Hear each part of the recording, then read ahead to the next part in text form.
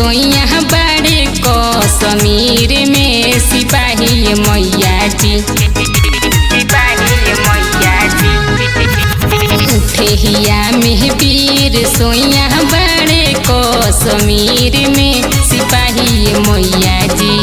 चम चम चमकते रहो सुहाग तने चाहिए मैया जी। चम चम चमकते रहो सुहाग तने चाहिए मैया जी।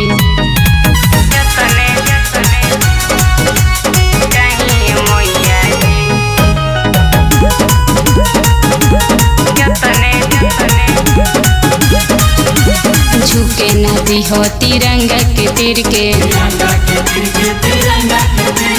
दुश्मन के नजरी के रख दी हो चीर के।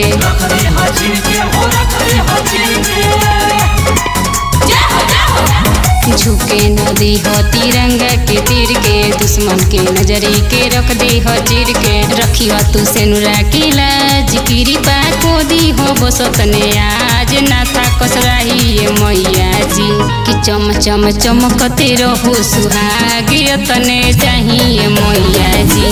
कि चम चम चमकते रहो सुहाग तने चाहिए मैया जी।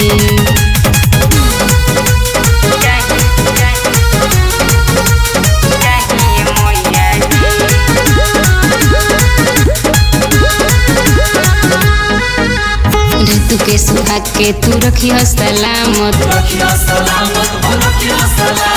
दीपक नील हवे तुहरे अमानत।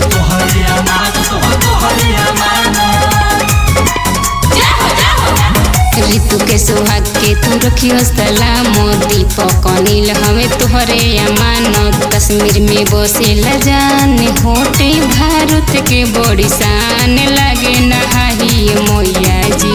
कि चम चम चमकते रहो सुहाग तने चाहिए मैया जी।